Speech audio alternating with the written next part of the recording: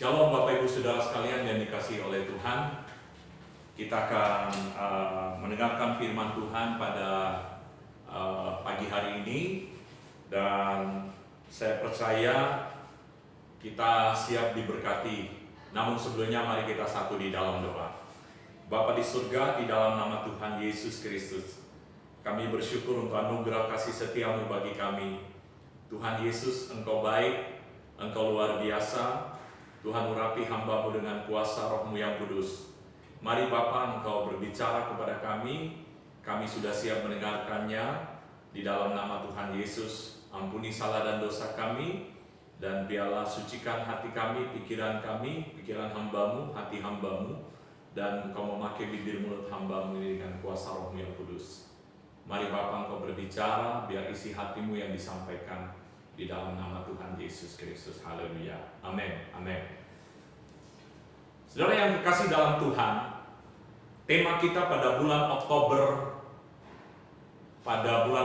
dan bulan November, kecuali dari kamu, kita akan berbicara tentang tuntaskan amanat agung. Tuntaskan amanat agung ini bukan hanya sekedar program, tapi ini adalah isi hati Tuhan. Nah, saudara, pada pagi hari ini saya akan berbicara tentang spirit adoption. Mari kita baca dalam Roma pasal 8 ayat yang ke-14 sampai ayat yang ke-16. Semua orang yang dipimpin Roh Allah adalah anak Allah. Sebab kamu tidak menerima roh perbudakan yang membuat kamu menjadi takut lagi, tetapi kamu telah menerima roh yang menjadikan kamu anak Allah. Oleh roh itu kita berseru, ya Aba, ya Bapa. Roh itu bersaksi bersama-sama dengan roh kita bahwa kita adalah anak-anak Allah. Nah, saya akan bacakan dalam terjemahan King James Version di dalam Roma pasal 8 ayat yang ke-15. For have not received the spirit of bondage again to fear, but received the spirit of adoption, whereby we cry, Abba, Father. Nah, saudara yang kekasih di dalam Tuhan, di sana ada kata spirit adoption. Nanti kita akan bahas apa hubungannya dengan amanat agung. Nah, saudara, firman Allah berkata, Rasul Paulus menuliskan mengingatkan kita bahwa kalau dalam diri kita dikuasai oleh Roh Allah, maka tidak ada ketakutan sebetulnya. Kita nggak dikuasai oleh takut, khawatir, tetapi saudara dan saya punya roh yang luar biasa. Dan roh itulah yang diadopsi oleh Allah, di mana Allah menaruh hatinya dalam kehidupan saudara dan saya, sehingga saudara dan saya punya spirit adoption. Spirit adoption itu adalah ketika saudara pergi ke satu daerah, saudara punya rasa belas kasihan. Saudara punya hati untuk mau memenangkan kota itu. Spirit adoption itu ketika saudara bertemu dengan seseorang yang belum kenal Tuhan, saudara punya hati untuk mau rindu supaya mereka dibawa kepada Tuhan. Karena itu adalah hati Tuhan. Saudara punya rindu untuk mengadopsi mereka, untuk memuridkan mereka, supaya mereka mengenal Tuhan. Nah, saudara yang kekasih di dalam Tuhan, ada 3 hal yang saya mau sampaikan tentang spirit adoption. Ketika saudara memiliki spirit adoption, maka saudara dan saya akan menjadi yang pertama. Saudara adalah dutanya Allah, atau saudara adalah ambasadornya Tuhan. Saudara, seorang duta diutus oleh negara ke satu negara, dan duta besar itu diberi otoritas. Apa yang dia ucapkan, maka itu mewakili negara itu sendiri, mewakili negara yang mengutus dia. Saya kasih contoh, misalnya ketika ada duta besar pergi ke Malaysia dan Malaysia dalam keadaan chaos, maka duta besar itu menyampaikan kepada warga negara Indonesia untuk mereka pulang. Itu mewakili apa yang disampaikan oleh negara Indonesia kepada warga yang ada di sana. Demikian juga saudara dan saya adalah ambasadornya surga. Sehingga saudara dan saya saat ini ditempatkan di kota kita, di RW di mana engkau berada, saudara adalah ambasadornya Tuhan. Saudara bukan hanya kebetulan ada di tempat di mana engkau berada, saudara bukan kebetulan ada di kota Pondok Gede, di kota Bekasi. Tuhan punya maksud, saudara dan saya adalah ambasadornya Tuhan. Berarti saudara dan saya diberikan otoritas untuk menguasai, untuk menduduki tempat itu, saudara. Firman Allah berkata, apa yang engkau ikat di dunia ini akan terikat di surga. Apa yang engkau lepaskan di dunia ini akan terlepas di surga. Dengan kata lain, saudara, surga membackup apa yang engkau sampaikan. Ketika engkau menyampaikan kabar baik, engkau mendoakan orang yang terikat, saudara akan mengalami sesuatu. Orang-orang yang kita doakan mengalami kelepasan di sana. Saudara menyampaikan kabar baik, maka akan ada kelepasan, terbelenggu dari penjara, dilepaskan oleh Tuhan. Karena ada roh Allah di dalam kehidupan saudara dan saya. Saudara nggak ketakutan, kita nggak ketakutan. Nggak dikuasai takut, aduh ganti. Gimana ada virus COVID? Bagaimana nanti kehidupan ekonomi? Saudara nggak hanya sekedar memikirkan diri kita sendiri, tetapi saudara punya hati Tuhan. Bagaimana saudara bisa memenangkan sebanyak-banyaknya jiwa untuk dibawa kepada Tuhan. Apapun yang Tuhan perintahkan kita sebagai duta-dutanya Allah, kita belajar taat kepada perintah-perintah seorang raja. Karena saudara dan saya adalah duta-duta kerajaan surga.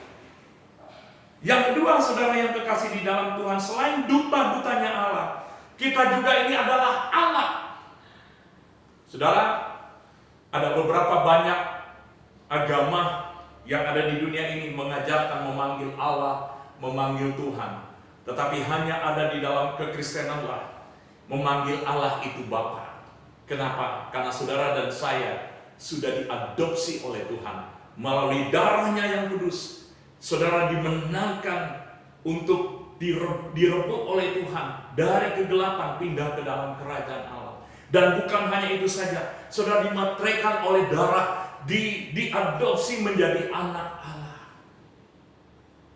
Sehingga sebagai anak Allah kita punya DNA-nya Allah di dalam hidup kita. Sehingga sebagai orang yang punya DNA Allah, kita punya mentalitas anak raja, saudara. Sehingga sebagai orang yang punya DNA Allah, DNA-nya Allah, hati Allah ada di dalam diri kita. Sehingga kemanapun kita pergi, kita melihat apa yang dilihat oleh Allah. Kita pergi kepada orang-orang di sekitarnya. Ketika saudara punya hati Allah, merasakan bahwa ini DNA-nya Allah, maka saudara dan saya akan rindu memenangkan mereka. Kita hanya memikirkan bagaimana kita keluar dari krisis, bagaimana kita supaya nggak kena COVID. Tetapi saudara yang kekasih di dalam Tuhan, karena kita punya DNA-nya Tuhan, maka kita ada kerinduan mengadopsi untuk orang-orang yang belum mengenal Tuhan, untuk kita bawa kepada Kristus, untuk kita muridkan kepada Kristus. DNA-nya Allah, hati Allah ada dalam kehidupan pribadi dari saudara dan saya. Ada banyak orang Kristen yang tidak mengenali. Mereka mengaku anak Allah, tetapi sebetulnya mereka punya mental budak. Mereka mengaku sebagai anak Allah, tetapi mereka mentalnya sebagai anak yatim piatu. Kenapa saya katakan demikian? Karena Yesus sudah mengumpamakan tentang dua anak. Yang satu anak bungsu, yang satu lagi anak yang sulung. Dua-duanya anak dari Bapa. Tetapi kedua-duanya punya spirit, yaitu spirit yatim piatu, spirit budak. Sehingga apa yang terjadi? Anak yang bungsu langsung meminta harta kekayaan, meminta warisan yang dari Bapa. Tetapi ia habiskan warisan itu. Dan dia kembali. Dia ingat kembali kepada Bapa. Saudara, ketika saudara dan saya hanya memikirkan tentang berkat, memikirkan tentang apa yang Tuhan mau siapkan buat kita, kita rindu supaya diberkati, itu betul, itu baik. Tetapi saudara yang kekasih dalam Tuhan, alangkah kecilnya saudara kalau hanya meminta berkat kepada Tuhan. Jauh dari itu adalah hati Tuhan diberikan kepada saudara dan saya. Sehingga sebagai anak, sebagai Bapak itu sumber. Tidak mungkin Bapak sebagai sumber tidak membackup saudara dan saya. Tidak mungkin sebagai Bapa tidak memenuhi kebutuhan saudara dan saya. Artinya saudara, kalau saudara diangkat, diadopsi oleh Bapa menjadi anak, saudara tidak perlu takut dengan segala kebutuhan, keperluan saudara. Tetapi ketika saudara pergi untuk mengadopsi satu kota, untuk mengadopsi satu pribadi, untuk diangkat menjadi anak Allah, supaya mereka menerima Yesus sebagai Tuhan dan Juru Selamat, dan saudara muridkan, Tuhan membackup kata firman Allah, aku menyertai engkau, dalam Matius 28 ayat yang ke-20. Tuhan berkata, aku menyertai engkau. Karena ini hati Tuhan. Tuhan mau bukan hanya kita yang diselamatkan, tetapi seluruh manusia mau diselamatkan oleh Tuhan. Jadi itulah sebagai anak, kita diberi otoritas. Ada satu lagi seorang anak. Seorang anak berkata, ketika anak sulung dia, anak bungsu pulang. Saya sudah pernah khotbahkan ini, anak bungsu pulang. Apa yang terjadi? Anak bungsu ini protes kepada bapak. Kenapa dia diberikan pesta sementara saya bertahun-tahun ada di rumah bapak? Tapi sesungguhnya saya seekor kambing pun tidak diberikan. Jawaban dari bapak, dia bilang, semua yang aku punya adalah engkau yang punya.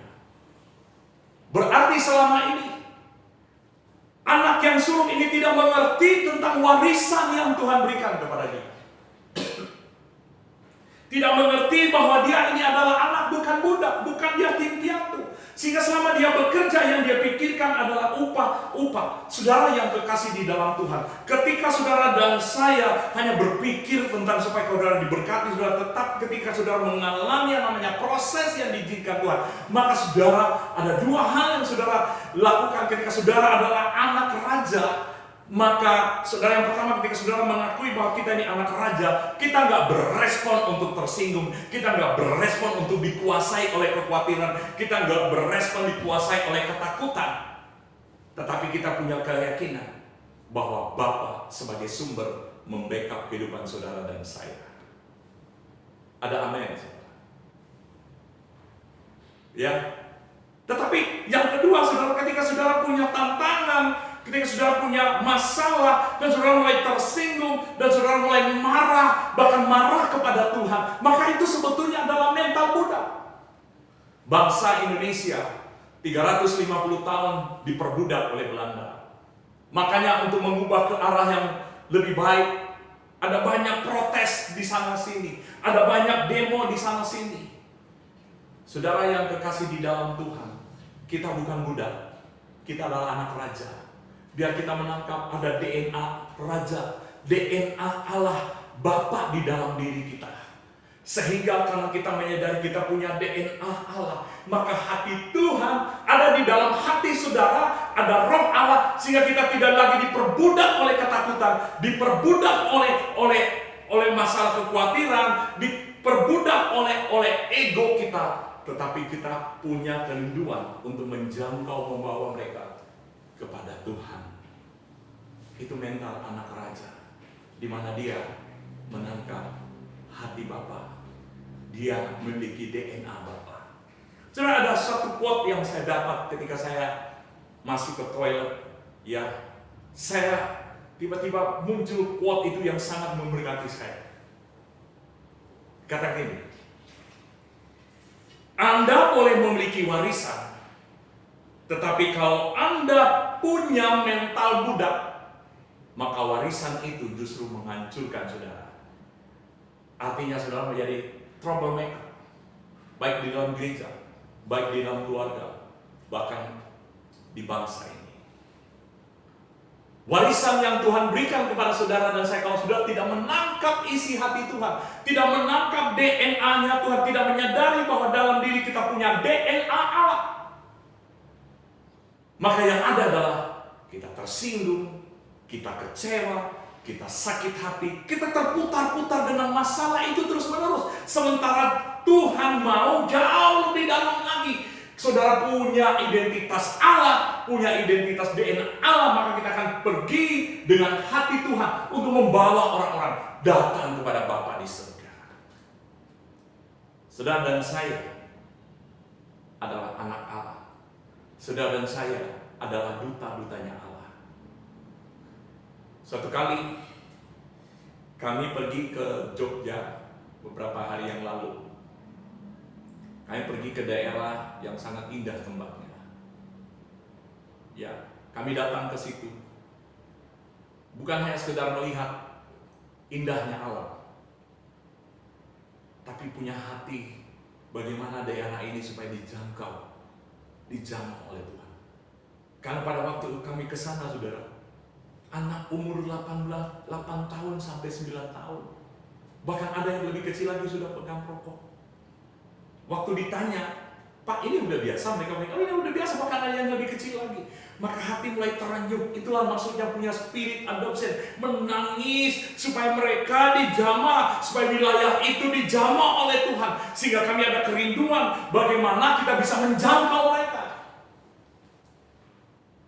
Biar ini spirit adoption ini ada dalam diri kita. Bahwa kita adalah anak raja, anak bapa, dan bapa yang menaruh DNA dalam kehidupan saudara dan saya. Bapa yang menaruh hatinya di hati saudara dan saya. Sehingga waktu kita keluar, selalu kita punya hati Tuhan. Nggak hanya memikirkan diri kita sendiri, nggak hanya memikirkan bagaimana kita keluar dari krisis, tetapi hati Tuhan adalah bagaimana kita pergi menjangkau sebanyak-banyak jiwa yang datang kepada Tuhan. Sudah ada banyak cara untuk kita bisa menjangkau jiwa-jiwa. Melalui media sosial kita bisa memposting tentang firman Tuhan. Ada WhatsApp, kita bisa menelpon. Pada waktu kami ada acara, saudara, di Bintaro, ya, ada seorang bapak yang menelpon untuk supaya didoakan. Saya nggak hanya sekedar mendoakan dia sembuh dari sakit, tapi saya mendoakan supaya dia menerima Yesus sebagai Tuhan dan Juru Selamat. Karena punya hati, punya belas kasihan, supaya mereka diselamatkan. Saya berdoa untuk jemaat semuanya, untuk kita semua. Ingat, kita nggak hanya sekedar mementingkan diri kita sendiri, tapi kita mau rindu untuk mendoakan tetangga kita, untuk mendoakan kota kita, untuk mendoakan teman-teman kita, supaya mereka juga dijamah oleh Tuhan. Itulah spirit adoption yang Tuhan taruh dalam hidup saudara dan saya. Itulah DNA yang Tuhan taruh dalam kehidupan saudara dan saya. Dan yang terakhir, saudara yang kekasih di dalam Tuhan, dikatakan, dan jika kita anak, maka kita juga adalah ahli waris. Maksud orang-orang yang berhak menerima janji-janji Allah, yang menerimanya bersama-sama dengan Kristus, yaitu jika kita menderita bersama-sama dengan Dia, supaya kita juga dipermuliakan bersama-sama dengan Dia. Saudara yang kekasih di dalam Tuhan, kita bukan hanya sekedar diadopsi menjadi anak, tapi kita juga menerima warisan. Warisan itu bukan hanya sekedar warisan. Oh, nanti kalau di surga banyak orang punya konsep khotbah tentang di rumah Bapakku banyak tempat tinggal, itu berbicara khotbah tentang kematian. Tuhan siapin rumah. Enggak hanya sampai di situ saya rasa. Tetapi berbicara tentang di rumah Bapa, berbicara warisan. Tuhan memberikan warisan dalam kehidupan saudara. Apa yang Bapa punya, itulah yang kita punya. Itulah warisan yang kita terima ketika kita menerima spirit adoption. Sehingga warisan itu bukan hanya sekedar untuk kita, tetapi firman Allah berkata kita akan menerimanya bersama-sama dengan Kristus. Dan kita juga akan mengalaminya, namanya penderitaan. Warisan bukan hanya sekedar berbicara materi. Warisan juga berbicara bagaimana ketika saudara mengalami yang namanya penderitaan. Salib, ketika saudara dan saya pergi menyampaikan kabar baik, ada banyak salib yang kita hadapi. Itu adalah bagian warisan bersama-sama dengan Kristus. Tetapi percaya, Tuhan menyertai kita. Tuhan menjaga melindungi kita. Bapa itu sebagai sumber, Dia memenuhi segala keperluan dan kebutuhan saudara yang kekasih. Saya tidak takut sebagai seorang hamba Tuhan. Ya, hidup kami bukan karena di pelayanan, tapi kami punya sumber Bapa yang selalu memelihara kami. Kalau mau dihitung-hitung dari semua yang ada, tidak akan cukup memenuhi kebutuhan kami. Tapi kami punya Bapa yang selalu pelihara kami. Ketika kami datang dalam pelayanan, ketika saya melayani, hanya punya hati untuk supaya hati mau melayani itu hati Bapa. Saya selalu berdoa supaya nggak ada motivasi ketika ada pikiran-pikiran supaya saya dapat berkat. Saya berdoa, Tuhan jauhkan ini. Dan ketika saya berkhotbah menyampaikan kabar baik di Zoom, saudara, di satu kota fak-fak,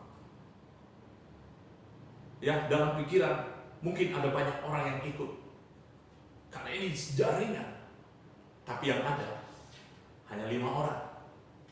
Apakah saya udah nggak lanjutkan khotbah karena ada 5 orang?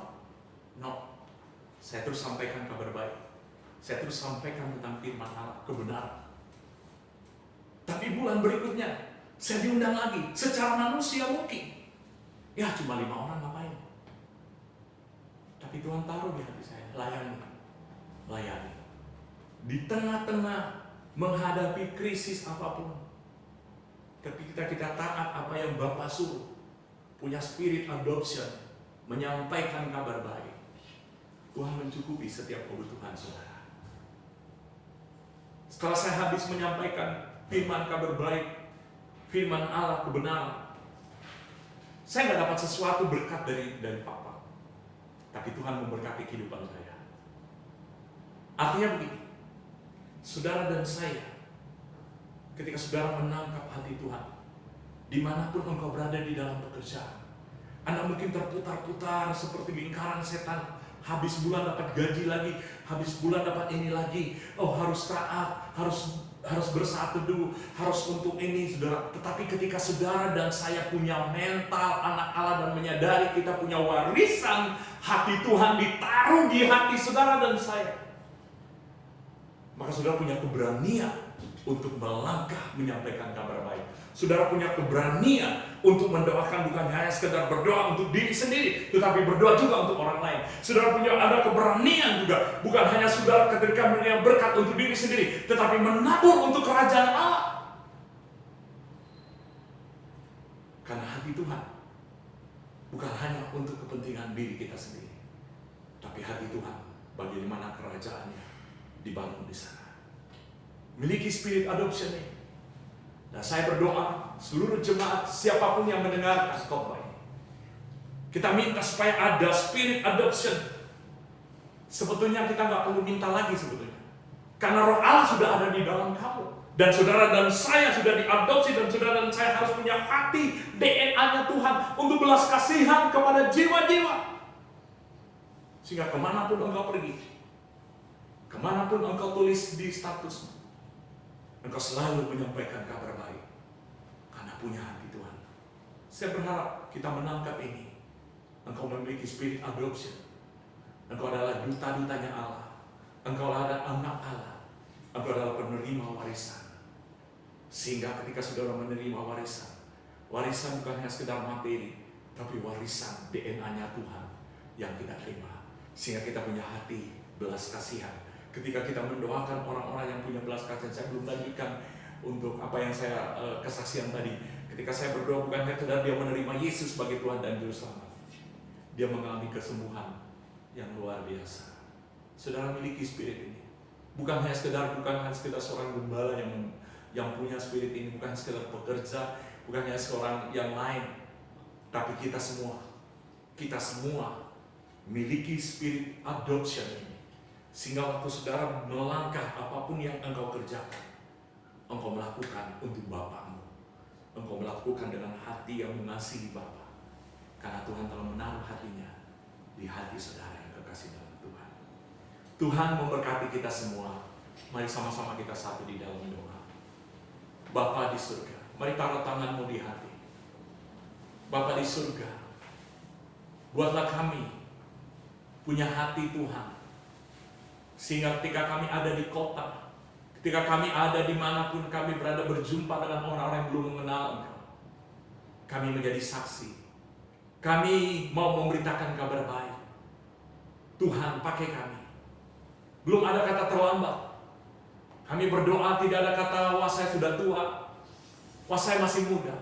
Semua kami ditaruh Roh Tuhan Dan kami punya DNA-nya Tuhan. Kami nggak mau punya mental budak.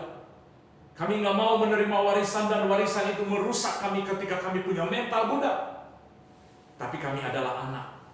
Sehingga warisan itu, apapun yang terjadi dalam hidup kami, kami tetap percaya Bapa di surga memenuhi kehidupan kami. Terima kasih Bapa. Kami bersyukur kepadamu Bapa. Kami berterima kasih kepadamu. Di dalam nama Bapa, Putra, dan Roh Kudus, dalam nama Yesus Kristus. Haleluya. Amin.